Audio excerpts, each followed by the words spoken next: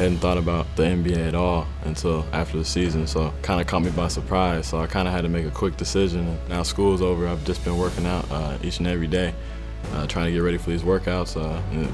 Memphis was my first one, so I thought I did well in it. Here comes the trap, Michael. Here it comes. Good. Attack it. Cross over. Beat it. Good. Wear him out, Michael. Good, Fred. Good. Excellent. Back to defense. There you go. Attack him. Good job, Michael. Attack him. I took over as general manager. I came into town the Sunday prior to that Thursday's draft in 2007. Chris, congratulations. Thank you, Jerry. And wish you the best. It's great to be here. I'm overjoyed. While you say, wow, that's very late to arrive on the scene for a draft, I was fortunate in it coming from Boston. The Celtics and the Grizzlies had the two worst records in the NBA that year, so we're looking at the same players. Boston, we have the 5th pick. We're obviously in the same neighborhood. I've been to many of the workouts of the same players that Memphis is looking after. They'd obviously done a great deal of work on the draft as well, and it was easy taking him. I've always been in the spotlight. Playing with Greg, he attracted a lot of people to our games, a lot of attention. We had national televised games in high school. A lot of teams didn't do that in high school. It really prepared me for what was to come in college. He had blazing speed, obviously, the pedigree from his dad being in the Olympics. He can handle the ball. Defenders had a problem staying in front of him. Pick and roll game with Greg Oden and Mike Conley was unstoppable. He's one of the 2 best players on a team that reached the national championship game. He was a McDonald's All-American. He didn't need to work out to confirm what he could do. I wanted to be a part of this league, and I was willing to show, what I can do. When I first started playing basketball, it was my dream to be where Michael Jordan is, be in the same league as Michael Jordan. And I knew I wouldn't be playing with him, but just being able to say I played in the NBA is something that I've always wanted to do. I've always wanted to be a star in the NBA, and that's my dream. So it's just one step closer to fulfilling my ultimate dreams, and I just can't wait for that day. And I've worked very hard for it, and I'm gonna continue working hard to continue it. So I'm just really looking forward to it, and very anxious. With the 4th pick in the 2007 NBA Draft, the Memphis Grizzlies select Michael Conley from Ohio State University.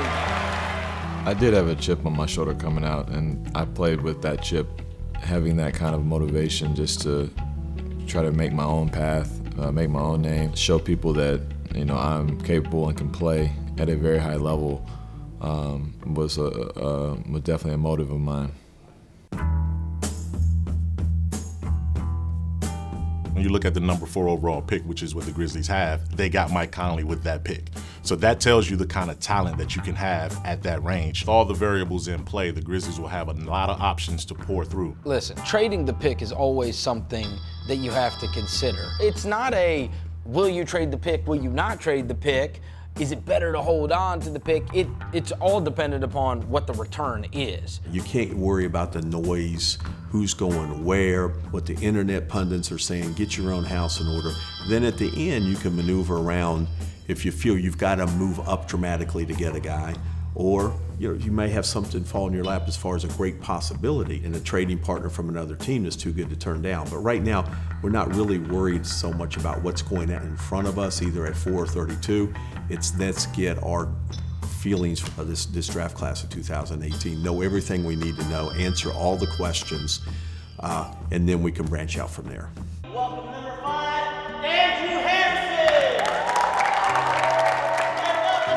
One of the best characteristics about Andrew Harrison has been his maturity. He came into the Grizzlies situation as a mature guy. He's been instrumental from a mentorship standpoint over there at Grizzlies Prep, and that's something that's very important to Andrew as a player and as a person. How y'all doing? Y'all doing good? Oh, what's up, bro? You ain't gonna get up? Get up, boy. You doing good?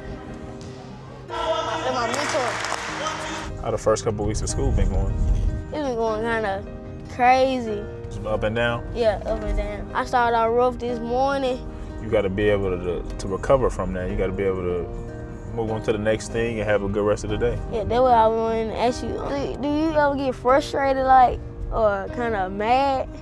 Oh, I get frustrated all the time. My coach get on me all the time about getting frustrated and stuff like that, but I mean, it's just natural, I guess. That's with anything in life, though. Anything in life, you want to be good at anything, you gotta put in extra work. I mean, he's been through a lot, so I think he's handling it well, better than I would at that age. So I mean, I'm proud of him. He knows he can come to me for anything. I've been texting you. You ain't been returning my call. I'm finna beat you up.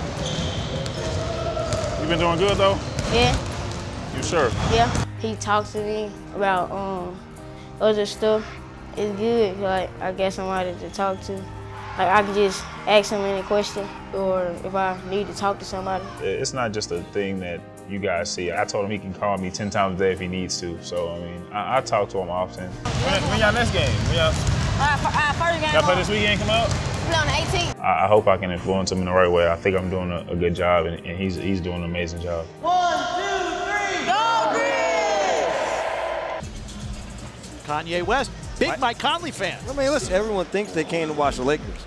Really, they came to see the Grizzlies. Kanye West called me one night, a summer ago, I think, and just got me on the phone to tell me how much he appreciated my game and wanted to get together at some point and talk about some things. So we ended up doing that a couple times, and from then on, you know, we just kept in contact and kind of built a relationship. And I mean, it's been cool. It's been cool to have a guy who in the media he's one thing, but when you know him in person, he's another.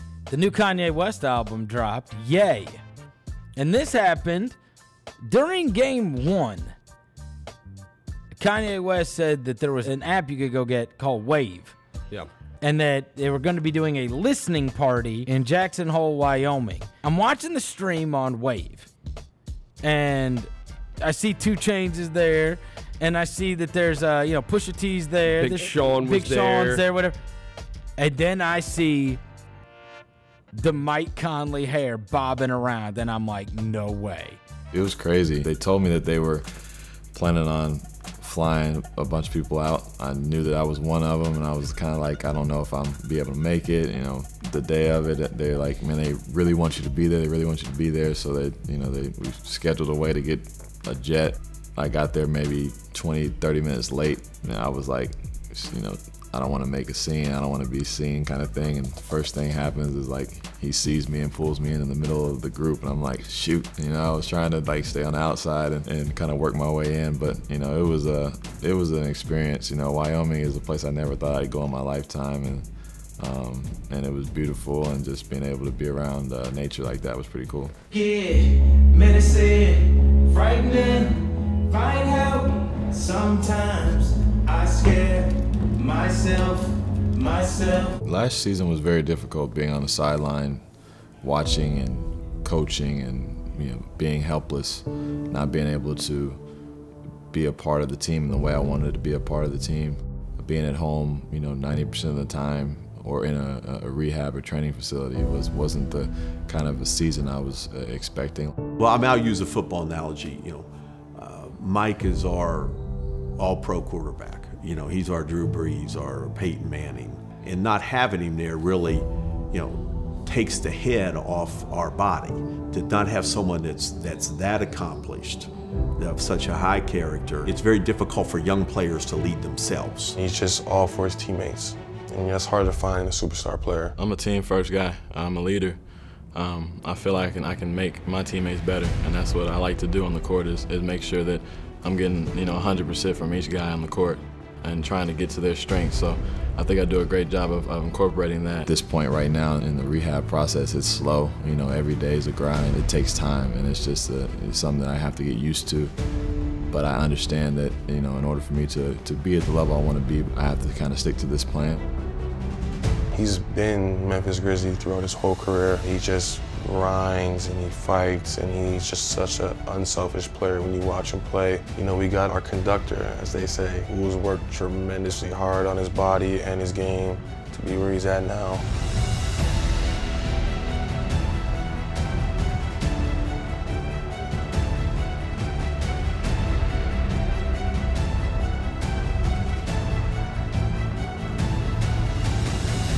It was definitely a challenge, an obstacle, but I think I'm stronger because of it.